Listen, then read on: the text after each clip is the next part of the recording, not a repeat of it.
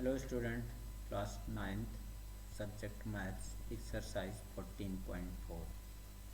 ठीक है बेटा, आज हम लोग इस एक्सरसाइज में मेजर्स ऑफ सेंट्रल टेंडेंसी, ठीक है, अब इसके बारे में थोड़ा समझना है। सेंट्रल टेंडेंसी मतलब कोई चीज़ है उसके मिड में जाना, ठीक है। तो इसमें आप जैसे देखिए, the average score that Mary found in the first case in the is the mean. The middle score that Hari was using for his argument in the median.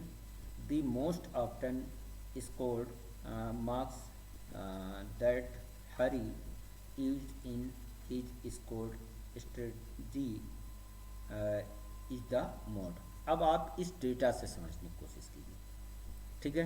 जैसे ये आप देख रहे हैं कि मैरी का जैसे स्कोर है 7, 8, 8, 9 और 10। इनका जो है सभी का एवरेज हम निकाल लें, ठीक है। यानी बीच में आपका जो है 8 आ रहा है, तो ये आपका क्या हो गया, ये मीन हो जाएगा, एवरेज। अब आप देखिए एवरेज कैसे, ये सभी नंबरों का सम, ठीक है। तो ये आप देखिए कैसे हो गया, एक आपका 7, 8, 15, 15, 8 आपका 23, ठीक है। और 23 और प्लस 9 आपका 32 और ये 10 42 डिवाइड बाई ये आपका क्या हो गया 5, ठीक है। तो 42 डिवाइड बाई 5, तो ये आपके बीच में जो स्कोर इनका मिल रहा है वो आपका क्या कहलाएगा, मीन, ठीक है। अब मीडियन के लिए आप देखिए, मीडियन के लिए इक्वल, जैसे जो मिडिल में आपका आ जाए, ठीक है, जो मिडिल में अब आप देखिए जैसे हैरी का ये है आपका, देखिए 4, 7, 10, 10, 10, तो दो आपका असेंडिंग ऑर्डर में ये हैं, ठीक है। अब आप देखिए यहाँ से आप दो इधर छूट गए और दो इधर, यानी ये मिडिल में आ गया, ठीक है, ये मिडिल में आ गया, तो इसको हम कहते हैं मीडियन, ठीक है। अब इसके बाद और आप समझने की कोशिश कीजिए कि इसमें जो मैक्सिमम, जैसे अब आप देखिए हरी में आपका 10 3 टाइम्स आ गया, तो ये आपका जो है ऑफ्टन है, जो मतलब मैक्सिमम नंबर 10 आया है, तो ये आपका क्या हो गया, इसको मोड कहेंगे, ठीक है। ये 10 आपका मोड हो जाएगा, ठीक है। तो इस तरीके से बेटा आपको ध्यान में ये समझना चाहिए, ध्यान से, मीन, मीडियन और मोड, ठीक है, ये सेंट्रल टेंडेंसी है। अब आप देखिए मीन यानी average of a number of observation is the sum of the values of all the observation divided by the total number of observation, ठीक है। अब आप देखिए it is denoted by the symbol, average को हम x बार से, या mean जो आपका है x बार से डिनोट करते हैं, x लिखते हैं उसके ऊपर एक बार लगा देते हैं, इसको x बार रीड करते हैं। अब मीन आपका x bar sum of all observation divide by total number of observation, ठीक है। इसको मैथमेटिकल में हम लोग ऐसे लिखते हैं एक्स बार, ठीक है, इक्वल सिग्मा सिग्मा एक्स आई, ठीक है, और I equal to 1 and N, ठीक है। आई क्या है, इंटीजर है, और ये सिग्मा का ये आप जो है इसका मीन्स होता है समेसन, इसको जोड़ना, ठीक है। तो ये आपका मीन निकालने का आपका फार्मूला है।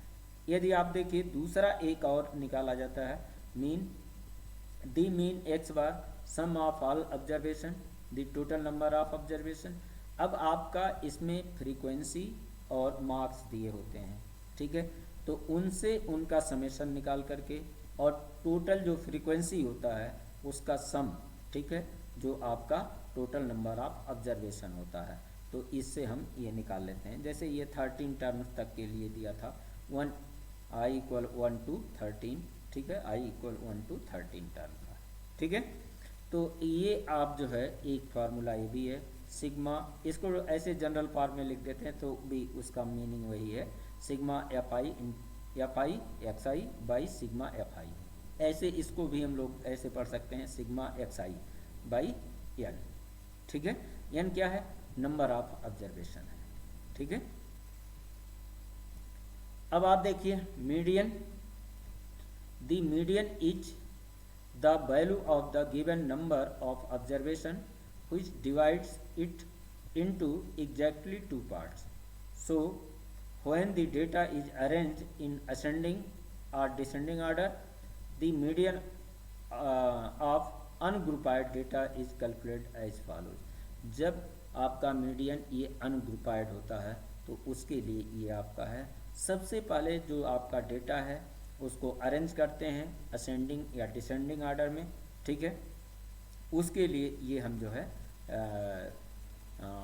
फिर उसमें हम जो है ये अनग्रुपाइड डेटा के लिए ये फार्मूला अप्लाई करते हैं। अब यहाँ आप अप्लाई कैसे करेंगे, अब आप देखिए जैसे फर्स्ट है when the number of observation n is odd, अगर आपका नंबर ऑड नंबर्स है, ऑब्जर्वेशन की संख्या आपका ऑड है, जैसे 3 हो गया, 5 हो गया, 7 हो गया, 9 हो गया, 11 हो गया, 13 हो गया एंड सो ऑन। ठीक है, तो उस कंडीशन में n आपका ऑड नंबर्स है तो उसके लिए जो मीडियन निकाला जाता है n+1/2th टर्म। ठीक है, ये n+1/2th टर्म ये आपका हो गया। ठीक है, अब जैसे फॉर एग्जांपल n = 13 है तो इसको हम लोग इसका कौन सा टर्म होगा, 13+1/2th टर्म। ठीक है, यानी ये आपका क्या हो गया 13+1 14, 14/2 यानी 7 टर्म। तो 7 टर्म उसका क्या होगा, मीडियन होगा। ठीक है, ऐसे देखिए आपका second when the number of observation n is even the median is the mean of the ये। अब आप देखिए n आपका इवन है। ठीक है, तो इसमें दो आपके मीडियन आएंगे और उनका मीन निकाल लेंगे। ठीक है, तो जैसे n/2th टर्म एंड ये n/2 +1th टर्म। ठीक है, इन दोनों टर्मों का सम बाई 2 कर देंगे। ठीक है, इन दोनों का सम यानी n/2 +1th term plus n/2 +1th term by 2। ठीक है, ये आपका क्या हो जाएगा, इवन नंबर्स जब होंगे, इवन ऑब्जर्वेशन होंगे तब आपका मीन मालूम हो जाएगा। ठीक है, अब आप देखिए मोड है, mode is the value of the observation which occurs most frequently.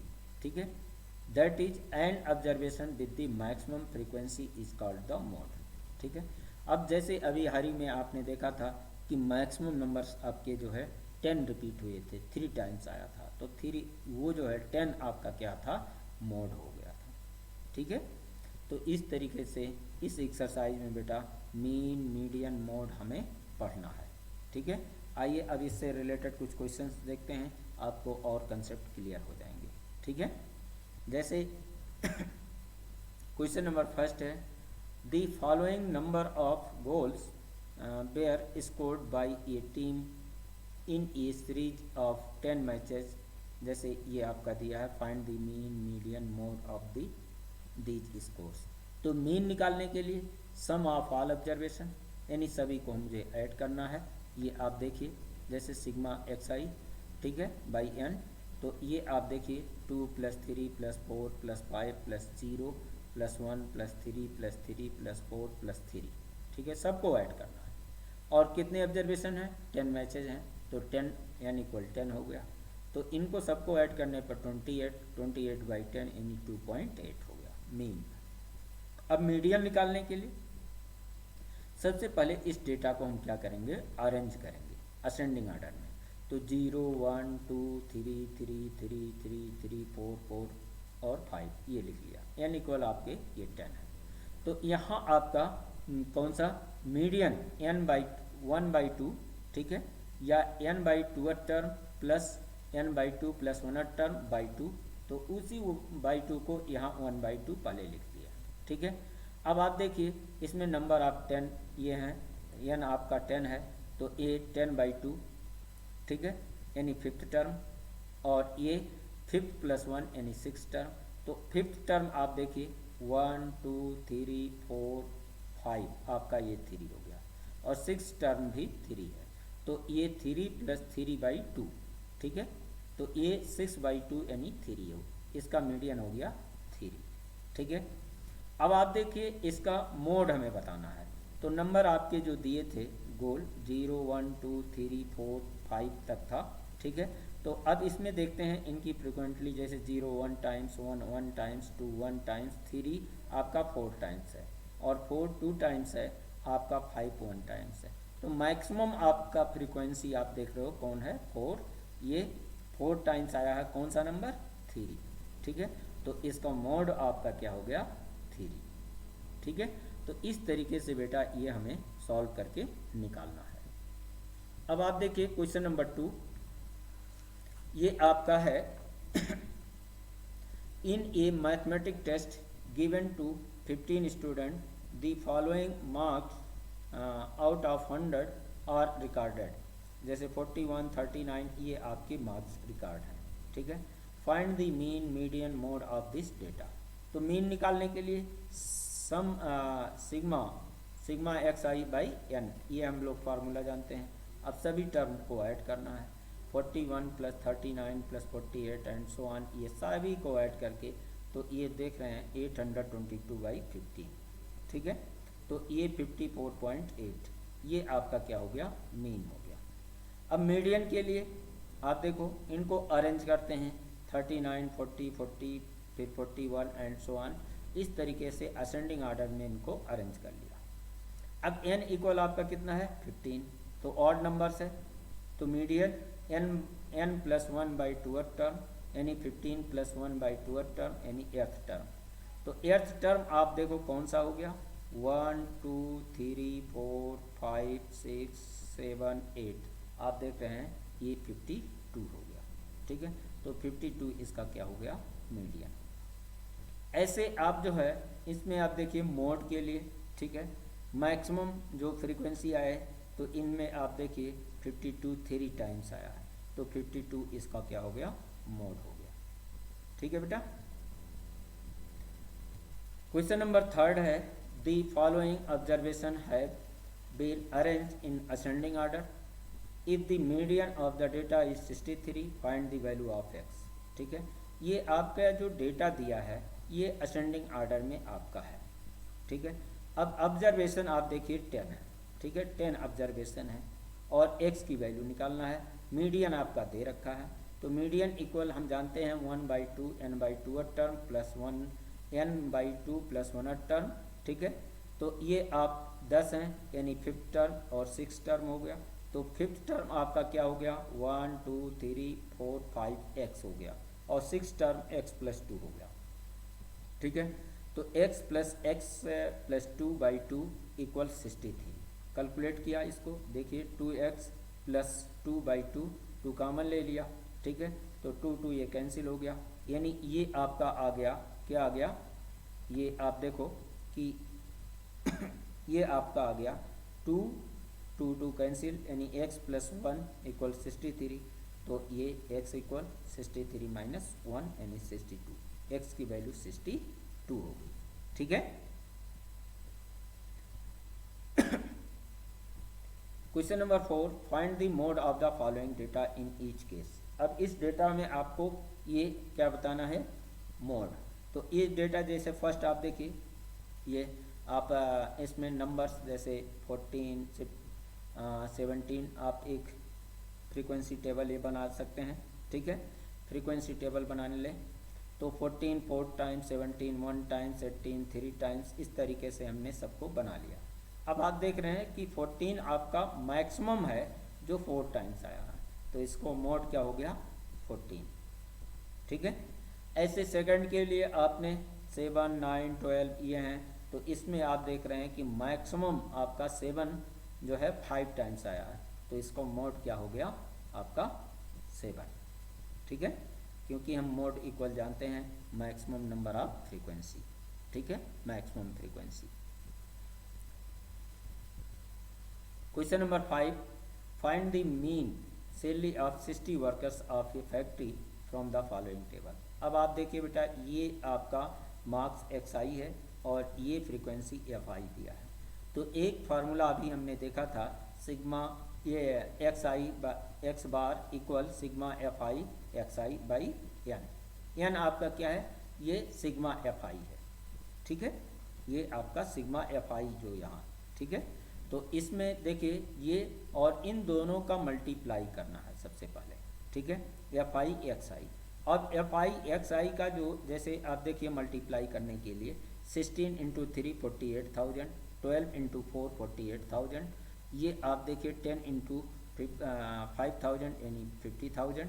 ऐसे सबका मल्टीप्लाई आपस में ये करके यहाँ लिखना है और इनको ऐड किया तो ये आप देख रहे हो कि ये 3,05,000 आ गया, ठीक है। और ये टोटल नंबर आपको इनको ऐड किया फ्रीक्वेंसी को, तो सिग्मा एफ आई ये 60, जिसको हम कैपिटल एन कहते हैं, ठीक है। तो ये आपका mean x bar equal sigma f i x i by n, ठीक है। इसको 3,05,000 डिवाइड बाई 60 कैलकुलेट किया तो ये आपका आ गया क्या, 5,083.33 रुपीज़, ठीक है। तो ये आपका मीन हो गया। इस तरीके से बेटा हम लोग ये कैलकुलेशन करते हैं, सॉल्व करेंगे। अब आप देखिए क्वेश्चन नंबर 6 है, give an example of a situation in which, first है the mean is an appropriate measure of central tendency, ठीक है।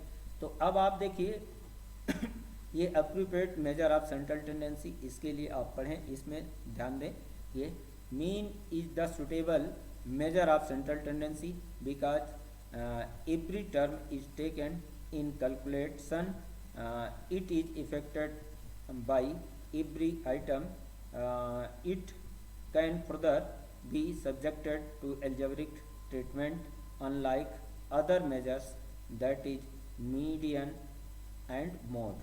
As mean is readily defined, it is mostly used for comparing the various issue, ठीक है। अब mean निकालने के लिए जैसे आप देखिए ये 9 स्टूडेंट का आपने मार्क ले लिया, ठीक है, और इनमें सभी को ऐड करके और बाई 9 से कर दिया। तो इस तरीके से आप देख रहे हो कि इसमें सभी स्टूडेंट का मार्क्स ऐड करके और डिवाइड किया गया है, यानी सारे नंबर्स ये आपके मीन की तरफ ज़्यादा आपका ये सेंट्रल टेंडेंसी इसकी है, ठीक है।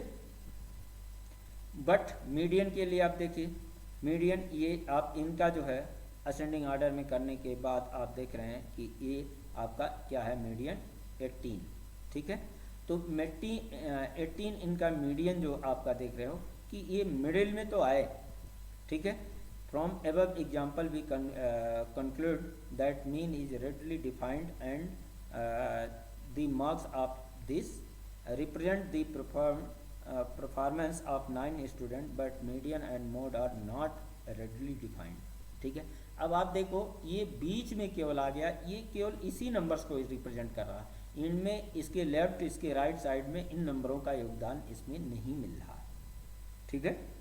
ऐसे मोड भी आपका जो है इसमें आपका क्या है कि वो भी एक पर्टिकुलर नंबर्स, उसमें बहुत सारे नंबर्स आपके उसमें उनका योगदान नहीं होता है, तो ये आपका रिडली ये डिफाइंड नहीं है जिस तरीके से आपका मीन है, ठीक है बेटा। दूसरा क्वेश्चन ये है, the mean is not an appropriate measure of central tendency but the median is an appropriate measures of central tendency. अब ये कह रहा है कि मीन अप्रोप्रिएट सेंट्रल टेंडेंसी नहीं है बट मीडियन आपका अप्रोप्रिएट सेंट्रल टेंडेंसी है, ठीक है। तो आइए इसको आप देखिए, ये mean is such affected by the extreme value but median is not affected, not much affected by these एक्सटर्मी।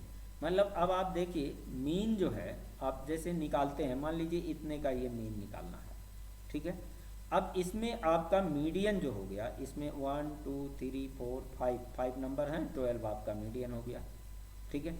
But mean अगर निकालेंगे सबको ऐड करेंगे, सबको ऐड करने के बाद अब आपका इसमें जैसे ये